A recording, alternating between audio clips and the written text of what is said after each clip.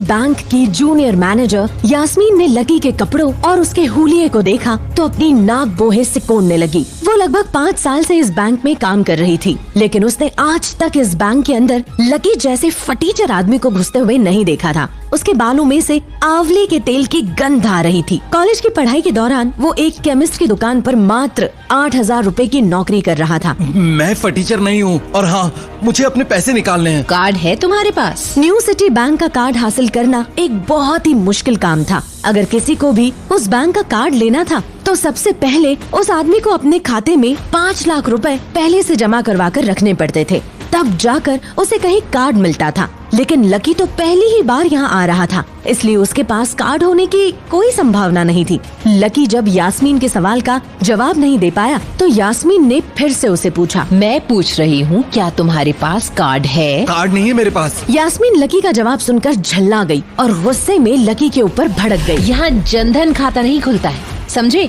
Card नहीं है तो क्या यहाँ अपनी शक्ल दिखाने आए थे? दफा हो जाओ यहाँ से। मुझे पता है, लेकिन यहाँ मेरा अकाउंट है और मुझे अभी के अभी मैनेजर से मिलना है। ऐसे कैसे मिल लोगे मैनेजर से? पहले मुझसे बात करो। यास्मीन जब तक कुछ समझ पाती, लकी दौड़कर मैनेजर की कैबिन में घुस गया और दरवाजा अंदर से बंद कर लिया। यास्मीन परेशान हो गई। उसे लग रहा था कि आज इस फटीचर की वजह से उसकी नौकरी गई। वो समझ नहीं पा रही थी कि वो अब क्या करे। बाप रे, ये कैसा आदमी है? बिना परमिशन के अंदर घुसा तो घुसा, लेकिन दरवाजा भी अंदर से बंद कर लिया। अब क्या करूं? इधर मैनेजर भी लकी को अपने केबिन में इस तरह घुसते देखकर हैरान था। वो गुस्से में चीखा, तुम अंदर कैसे आए? कौन हो तुम? सिक्योरिटी। मैनेजर, चिल्लाने से कोई फायदा नहीं होगा। मैंने दरवाजा लॉक कर दिया है। वैसे भी तुम्हारा ये कैबिन साउंड प्रूफ है। मेरा अकाउंट आपके बैंक में है और मुझे मेरे पैसे निकालने हैं। ओहो, ऐसा है तो लाओ सुप्रीम कार्ड, अभी दे देता हूँ तुम्हारे पैसे। कार्ड मेरे पास नहीं है। तो फिर हम तुम्हें कोई पैसा नहीं दे सकते। चलो अभी दरवाजा खोलो और दफा हो जाओ।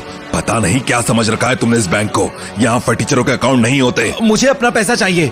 एक काम करो, तुम मेरा फिंगरप्रिंट ले लो। मैनेजर लकी की बात सुनकर चौंक गया, क्योंकि इस बैंक के सिर्फ चुनिंदा ग्राहक ही फिंगरप्रिंट से पैसे निकालने के बारे में जानते थे। लकी की बात सुनकर उसने फिंगरप्रिंट की मशीन आगे कर दी। चुपचाप यहाँ पर अंगूठा लगाओ, कोई चालाकी मत करना।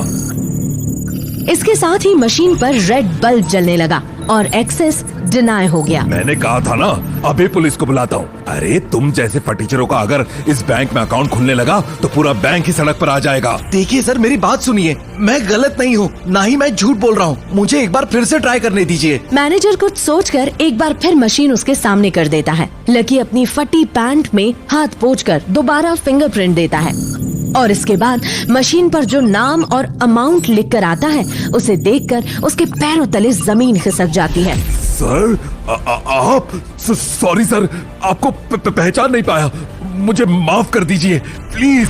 कौन है लकी? क्यों उसका नाम देखकर मैनेजर के होश उड़ गए? अगर लकी अमीर है तो वो गरीब बनकर क्यों रहता है? क्या है लकी की असली पहचान?